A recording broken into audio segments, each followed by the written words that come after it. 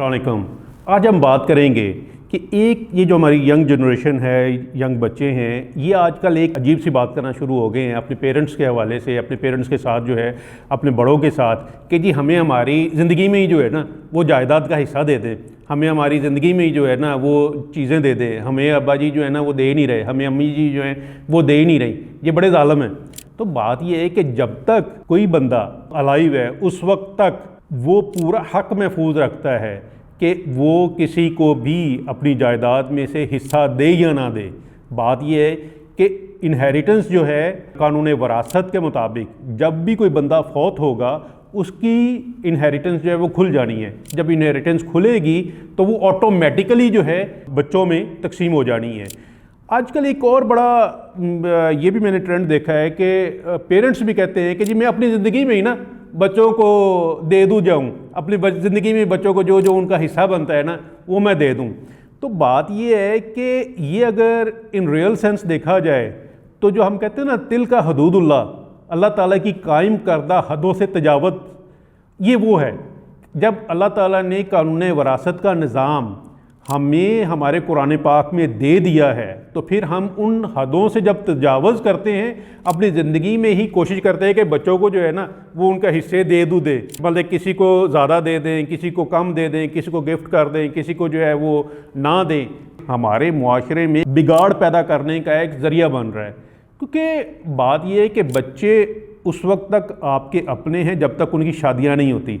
जब बच्चों की शादियां हो जाती हैं ना जी, तो नॉर्मली देखा गया है कि बच्चे जो है वो बेगम की बात ज़्यादा सुनना शुरू हो जाते हैं, पेरेंट्स जो हैं वो पीछे रह जाते हैं। तो उस वक्त फिर ये चीज़ें जो हैं वो पेरेंट्स को भुगतना पड़ती हैं। अक्सर मैं कहता होता हूँ जब मेरे पास पेरेंट्स आते हैं कि जी हम चाहते हैं कि जी हम अपनी ज़िंदगी में ही जो है ना वो बच्चों को दे दें। इवन थोड़े दिन पहले दो पेरेंट्स मेरे पास आए, स्पेशली इंग्लैंड से आए हुए थे कि जी हम जो है ना वो अपने बच्चों को जो है वो सारा सेटल कर दें, हमारी बच्चों को जो है ना जो जो उनको देना है ना जी वो दे दें। मैंने कहा जी, मैंने उनसे पूछा, मैंने कहा जी किस तरह से देना चाहते हैं आप?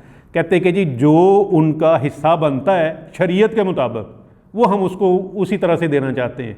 तो मैंने उनको समझाया, मैंने कहा यार बात सुने कि आप शरीयत के मुताबिक ही देना चाहते हैं तो जब आप फौत होंगे तो उसके बाद भी तो शरीयत के मुताबिक ही जो है उनमें तकसीम होना है ना। तो अभी भी आप शरीयत के मुताबिक देना चाहते हैं तो आप क्या ऐसा एक्स्ट्रा ऑर्डनरी जो है वो बच्चों को देने जा रहे हैं? तो उसके ऊपर खामोश हो गए। तो मैंने उनको समझाया, मैंने कहा जी बात यह है कि जब आप फौत होंगे तो परेशान मत हो, आपका ऑटोमेटिकली इनहेरिटेंस जो है वो खुल जानी है और ऑटोमेटिकली बच्चों के नाम पे चली जानी है। बल्कि एक छोटा सा वाक़या मुझे याद आया, हम लोग हज पे थे तो हम लोग उतरे होटल से नीचे, तो मेरे साथ एक और बुज़ुर्ग भी थे, वो आए, हमने हरम में इकट्ठे नमाज़ पढ़ी। तो वो इंग्लैंड में होते थे तो मैंने उनसे पूछा कि जी आप क्या काम करते हैं? तो वो कहने लगे कि जी रेस्टोरेंट से मेरे ना।